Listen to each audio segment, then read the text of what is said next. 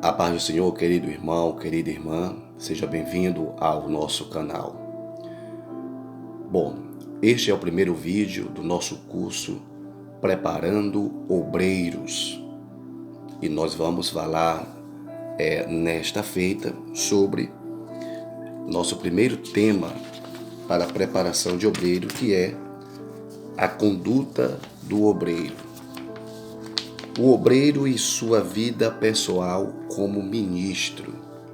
Antes disso, eu gostaria que você pudesse se inscrever no nosso canal, deixar aqui o seu like, compartilhar, deixar o seu feedback, tá bom? Para que nós possamos melhorar o nosso conteúdo mediante este feedback que você vai dar, tá bom? Bom, meu querido, então, para nós iniciarmos aqui, o primeiro ponto vai falar sobre o obreiro e sua vida pessoal como ministro.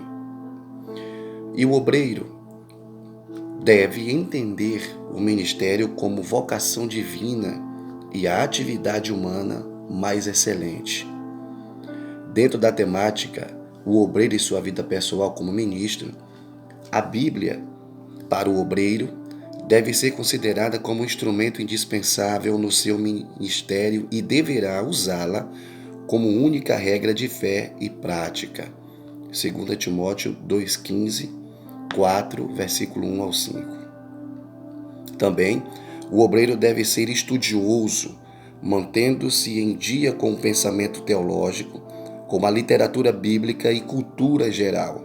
2 Timóteo 3,15 e versículo 16 também, e capítulo 3, versículo 2. O obreiro deve ser um modelo de boa conduta em todos os sentidos e um exemplo de pureza em suas conversações e atitudes como líder moral e espiritual do povo de Deus. 1 Pedro, capítulo 5, versículo de número 3 e 1 Timóteo, capítulo 4, versículo 12. O obreiro deve zelar também ao máximo pelo bom nome do ministério, da palavra do Senhor Jesus, e também zelar pelo seu próprio nome, ser irrepreensível. Romanos capítulo 11, versículo 3 e 1 Coríntios capítulo 1, versículo 1 e capítulo 4, versículo 1 ao 2. O obreiro também deve ser prudente ao se relacionar. Isso falando de todo tipo de relacionamento. Interpessoal, relacionamento na empresa, no trabalho, relacionamento, seja ele no seu ambiente de estudo, seu ambiente acadêmico, ou seja, em qualquer ambiente em que esse obreiro esteja inserido. E, principalmente, tomando cuidado em manter um comportamento adequado, até mesmo com o sexo oposto. 1 Timóteo, capítulo de número 5, versículos 1 ao 2. O obreiro deve ter a sua vida submetida ao Espírito Santo, para que o fruto do Espírito seja manifesto em sua vida no dia a dia. Gálatas 5:22, Romanos 12, 17 ao 21, Isaías 42, do 1 ao 5. O obreiro também deve ser dizimista fiel. Sua coragem exige do obreiro intrepidez e ousadia. Na sua dignidade, o obreiro deve ter vida decente e respeitosa no trato com as pessoas e com valores espirituais. A dignidade de um obreiro se revela através, primeiro, da sua linguagem. O obreiro deve evitar linguagem imprópria ao seu ofício, piadas, obscenas e tantas outras coisas. Da sua linguagem, o obreiro deve evitar linguagem imprópria. Da sua reverência no trato com as coisas sagradas e respeitosas. Do seu relacionamento decoroso com o sexo oposto. Sua discrição. O obreiro deve ser moderado, agindo sempre com discernimento em relação à posição que ocupa. Também deve ter cuidado no trajar, vestindo sempre condignamente com a função em que ele ocupa. Deve ter cuidado com os gestos. Deve evitar cenas patéticas que chamem as atenções para si. Deve ter modos e costumes que coadunem com a posição que ocupa. Sua polidez. Um obreiro polido é aquele que, no trato com as pessoas, principalmente subalternas, demonstra cortesia e civilidade.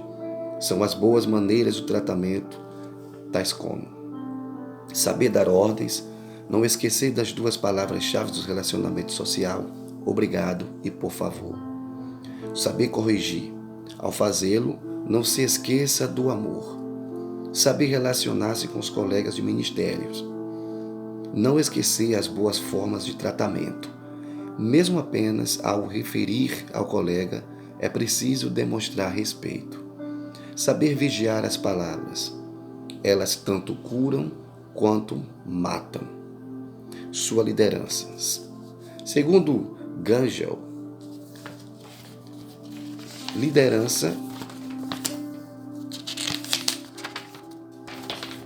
é o exercício de dons espirituais sob o chamado de Deus para servir a determinado grupo de pessoas para que este atinja os alvos que Deus lhe deu, ao fim de que glorifiquem a Cristo.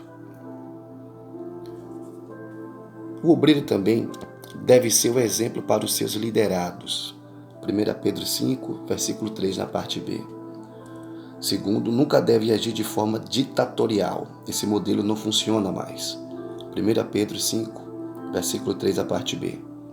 Deve ter motivação para alcançar os liderados. Quarto, nunca deve agir como dominador, pois o rebanho não é sua propriedade particular. Ele é apenas confiado a homens chamados por Deus. Quinto, deve avaliar sempre o perfil de sua liderança, se ela está enquadrada no modelo bíblico. Vamos agora para o tópico 2. A vida espiritual do obreiro. O obreiro e sua vida devocional. Um obreiro que quer lograr êxito no seu ministério deve procurar cultuar um relacionamento sadio com Deus através da oração e meditação da sua palavra. Uma vida de oração. Um obreiro que não ora jamais poderá cobrar esse hábito dos fiéis. Em nenhum outro setor, o líder deveria estar mais à frente de seus liderados do que esse. Segundo, Cristo costumava passar noites inteiras em oração. Lucas 6,12. Terceiro, como saber a vontade de Deus para as nossas vidas e para a sua obra se não orarmos? 4. A oração é uma via de mão dupla. Leva o homem a Deus e traz Deus ao homem. Uma vida de amor à palavra. Por que temos de ler? Responde Harold J. Ockenio. Leia a fim de alimentar os poços da inspiração. Lê para alimentar a própria alma. Lê para compreender. O obreiro que não procura profundidade bíblica deixará o rebanho com fome. Rebanho faminto acaba procurando outras pastagens. O obreiro e a santidade. Uma característica principal exigida por Deus na vida do obreiro é a sua pureza interior. O obreiro deve ter a vida santificada para o bem da sua própria vida espiritual. A santidade na vida não é uma opção, é uma ordem. Mas como é santo aquele que vos chamou, sede também santos em toda a vossa maneira de viver. 1 Pedro 1, versículo 15. Quarto, o obreiro cuja vida é separada para o Senhor tem um impacto poderoso ao redor. O obreiro que cultiva a pureza interior se torna uma fonte de inspiração e um modelo a ser seguido. O obreiro e a humildade. Não façais por partidarismo ou vanglória, mas por humildade, considerando cada um os seus outros superiores a si mesmo. Não tenha cada um em vista o que é propriamente seu, senão cada qual o que é dos outros. Filipenses 2, versículos 3 ao 4. Embora a humildade não seja uma característica muito apreciada e recomendada pelo mundo, ela é a marca registrada da pessoa usada por Deus. Não confiar em si mesmo. Esse aqui é um ponto importante para o obreiro. Não confiar em si mesmo. O orgulho é uma das primeiras ferramentas do diabo para manter nossos olhos em nós mesmos e desviá-los dos outros. Não menosprezar os companheiros por não possuir os seus talentos e dons. Outra questão é, para o obreiro, não rejeitar a instrução. Ter uma vida aberta à administração de pessoas diferentes de você. Subtópico 3. O obreiro e sua família. O obreiro aspira à excelente obra do episcopado. Isto sugere que ele deve ter como companheira uma mulher em condições de ajudá-lo no ministério. 1 Timóteo capítulo 3, versículo 3 a 11. O obreiro casado deve tratar a esposa e os seus filhos como estabelece a palavra de Deus, tornando-se exemplo para o rebanho a partir de sua própria casa. Efésios 5, 24 ao 33, 6, 4, 1 Timóteo 3, versículo 4 ao 5. O obreiro deve também ser dedicado à sua família, esforçando-se para lhe dar o sustento adequado, o vestiário, a educação, a assistência médica e o tempo necessário. 1 Pedro, capítulo de número 3, versículo de número 7, 1 Timóteo 3, versículo 4 ao 5, Tito, capítulo de número 1, versículo 6, Lucas 11, versículo 11, até o versículo 13. O obreiro deve evitar comentários na presença dos filhos menores para evitar problemas, aflições ou frustrações que porventura possam passar. O obreiro deve reconhecer a ação de sua esposa junto à família como algo essencial, não a envolvendo no ministério ou em tarefas eclesiásticas, se ela não se achar vocacionada, e assim comprometer o seu bom desempenho familiar. Subtópico 4. O obreiro e sua igreja. O obreiro não deve deixar seu ofício ministerial sem prévio conhecimento de sua igreja. A renúncia só deve ser apresentada à igreja quando o obreiro estiver realmente convencido de que deve afastar-se do ministério. O obreiro não deve assumir compromissos financeiros pela igreja sem sua prévia autorização. O obreiro deve tratar a igreja com toda a consideração e estima, sendo consciente que ela pertence a Cristo. Quando plenamente mantido pela igreja ou interinamente sustentado pela igreja, o obreiro deve considerar uma questão de honra, dedicar-se ao ministério, não aceitando qualquer outra incumbência, mesmo na causa, sem o consentimento da igreja.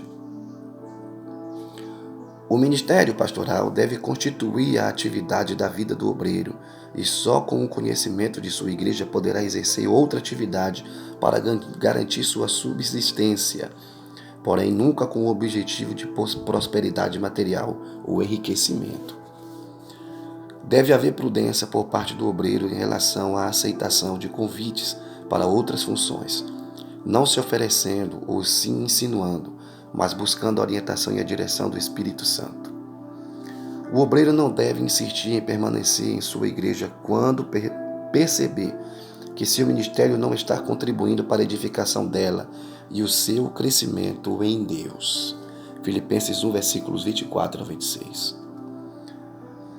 Manobras políticas para manter-se em seu cargo para obter posição denominacional não devem ser promovidas pelo obreiro ou aprovadas por ele. Pelo contrário, ele deve, antes de tudo, colocar-se exclusivamente nas mãos de Deus para fazer o que lhe for ou o que lhe aprouver. 1 Coríntios 10, versículos 23 ao 31 e capítulo 9, versículo 7. Vamos para o próximo aqui. O obreiro deve respeitar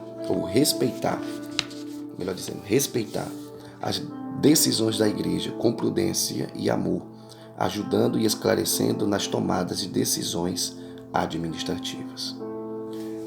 Quinto tópico, o obreiro e seu ministério. O obreiro deve exercer o seu ministério com dedicação e fidelidade a Cristo. Outra coisa, o obreiro deve zelar pelo decoro do púlpito, por seu preparo e fidelidade na comunhão da mensagem divina a seu povo, como pela sua apresentação pessoal. Quando usar sermões ou sugestões de outros na pregação ou na escrita, mencionar as fontes, pois a autenticidade deve ser característica marcante na ação do obreiro. O obreiro deve ter grande respeito pelo lar que o recebe e pelas pessoas com quem dialoga. O obreiro também deve guardar sigilo absoluto sobre o que conversa ou saiba em relação de aconselhamento, atendimento e problemas daqueles que o procuram para a orientação daqueles que estão necessitados de uma palavra. Jamais deverá usar as experiências da conversação pastoral como fontes de ilustrações para as suas mensagens ou conversas. O obreiro, como líder do povo de Deus, deve ter consciência de que não pode saber todas as coisas e por isso deve ser assessorado por pessoas idôneas e capazes que possam ajudá-lo na formulação e execução de planos, tomada de decisão e zelo pela causa. Outra coisa é que o obreiro deve se demonstrar pronto a receber conselho e ser repreendido tanto por colegas de ministério como por irmãos não ministros, quando sua conduta for julgada repreensível. O obreiro deve respeitar as horas e o local de trabalho dos membros de sua igreja, evitando procurá-los ou incomodá-los em seu ambiente de trabalho. O obreiro não aceitará convite para falar onde sabe que a sua presença causará constrangimento ou atrito. O obreiro deve ser franco com os seus colegas. Isso está registrado em Romanos, capítulo de número 12, versículo 9 e 10 e versículo 18, Provérbios 9, versículo 8 e versículo 9. O obreiro, ponto 6, tópico 6. O obreiro e sua denominação. O obreiro deve manter-se leal à sua denominação. A cooperação do obreiro com sua denominação não deve comprometer a eficiência de seu ministério na igreja local. O obreiro e a comunidade. Tópico 7. O obreiro e a comunidade. O obreiro deve ser partícipe da sua vida e da sua igreja, principalmente porque está inserida dentro de uma comunidade. Estiver localizada, identificando-se com sua causa e solidarizando-se com os anseios de seus moradores, procurando apoiá-los quanto possível nos esforços para o bem de todos. Através de exemplos de vida, o obreiro deve imprimir em sua comunidade o espírito de altruísmo e participação, não se limitar a serviços eclesiásticos. O obreiro deve procurar conhecer as autoridades em sua comunidade, honrando-as e incentivando-as no desempenho de sua missão. O obreiro deve estar presente às comemorações e celebrações cívicas que ocorrerem na sua comunidade, ou na sua cidade. O obreiro não deve fazer proselitismo com membros de outras igrejas, ou seja, o chamado pescar em aquário. Tópico 8. O obreiro e seus colegas de ministério. O obreiro não deve se intrometer nem tomar partido em problemas que surgirem nas igrejas de colegas. O obreiro não deve passar adiante qualquer notícia desabonadora de seu colega, nem divulgá-la. O obreiro deve ter modos cristãos quanto aos predecessores aposentados que permaneçam em suas antigas igrejas, jubilados e eméritos. O obreiro não deve aceitar convites para pregar, realizar casamentos ou dirigir qualquer cerimônia na igreja de um colega ou de membros de igreja do outro obreiro em sua igreja, sem aprovação prévia do colega. O obreiro que assume uma nova função deve honrar e valorizar o trabalho do seu antecessor, não fazendo nem permitindo comentários desrairosos a seu respeito. Vamos aqui para o próximo. O obreiro deve considerar todos os colegas como cooperadores na causa e não menosprezar ninguém. Mateus 23, versículo 8, Filipenses 2, 3, 1 Coríntios 3, versículo 5, 7 e 9. Tópico 9. O obreiro e as visitas pastorais. A visitação é parte integrante do ministério pastoral e pode ser relacionada com o trabalho de aconselhamento, pois durante as visitas o obreiro terá necessidade de aconselhar. O serviço da visitação não só é necessário como proveitoso no que diz respeito ao cuidado do rebanho de Deus, e é ainda útil ao ministério do obreiro. Subtópico 9.1. Precauções a tomar nas visitas. O obreiro designado que não faz visitas está sujeito a fracassar no seu próprio ministério. A visitação pode ser considerada sobre dois aspectos. Letra A. Aos enfermos, aos órfãos, às viúvas e a todos que encontram em estado de necessidade. Esse tipo de visita é de grande utilidade e pode ser considerado o mais importante, embora haja muitos obreiros e crentes, de modo geral, que dela não fazem uso, não sabendo que causam mal a si próprio. Não existe nada que possa beneficiar mais o enfermo do que uma visita de um obreiro designado para esta função. Faz bem para a sua saúde, mais do que muitos medicamentos, e pode até ocasionar a cura. Uma palavra de consolação dada a um enfermo, uma oração feita, são coisas de valor estimável. Jesus recebe isto como se fosse feito a ele próprio, e Tiago diz que isso faz parte da verdadeira religião. Letra B. O segundo aspecto da visitação é quando ela é feita com caráter social ou da amizade. Esse tipo também é bom, mas não é tão importante e necessário como o primeiro. É até perigoso quando as visitas sem necessidade são muito frequentes, podem tomar rumos diferentes. Não havendo cuidado necessário, esse trabalho pode degenerar-se e atrair pecados e perdição. As visitas muito frequentes não são mesmo aconselháveis. Jesus recomendou aos seus discípulos que não andassem de casa em casa. Salomão faz a seguinte recomendação: retira o pé da casa do teu próximo, para que não se enfade de ti. Vamos para o próximo aqui.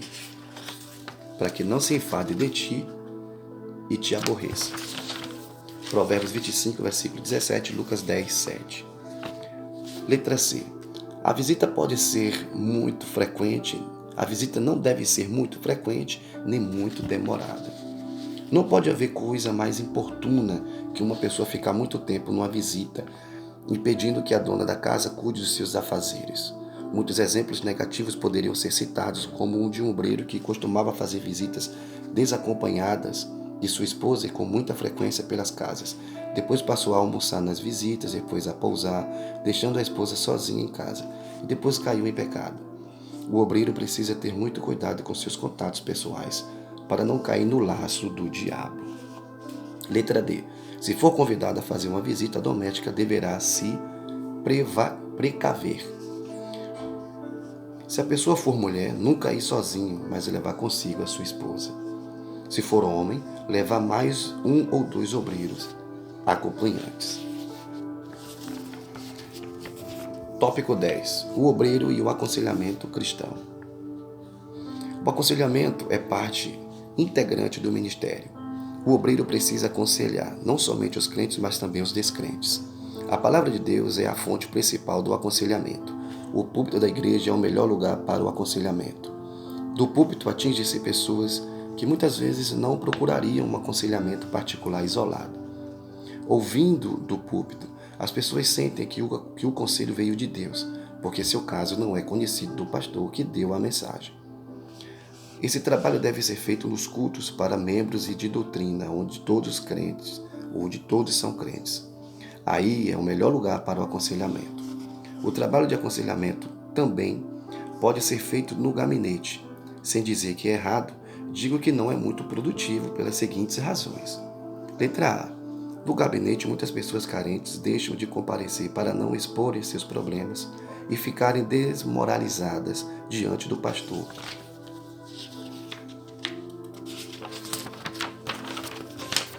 Que as consideram pessoas boas e sem defeitos. Letra B. Uns comparecem apenas para conversar com o pastor, roubando seu tempo. Letra C. Outros comparecem apenas para expor situações não sérias, com o objetivo de se projetar. Letra D. Há ainda aqueles que comparecem para apresentar problemas de outras pessoas.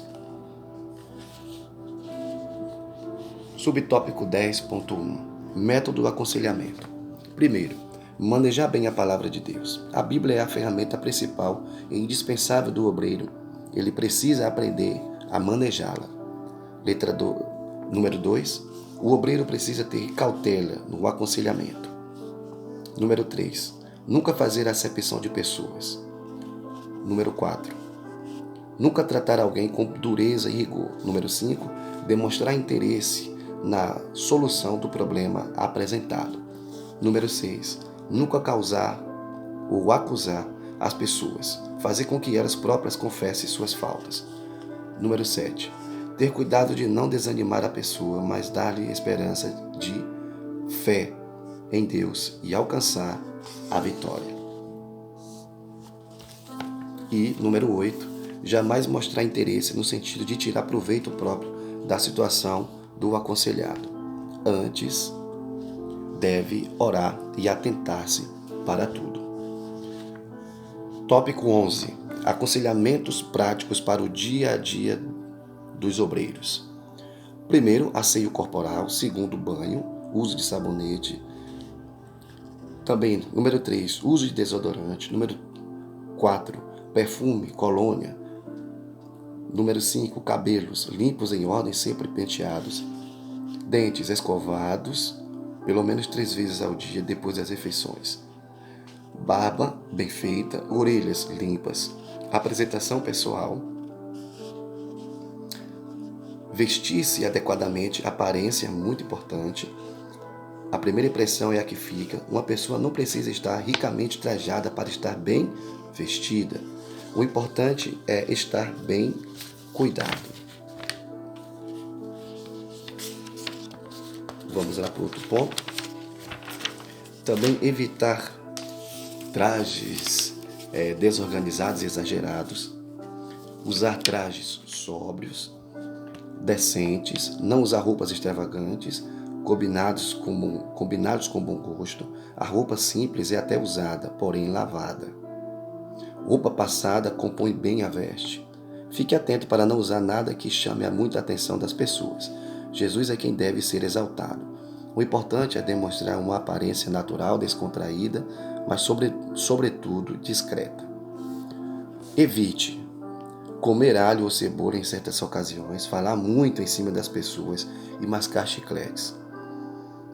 Cacoetes como roer unhas, coçar a cabeça, expressões como tá, né, tá entendendo, etc.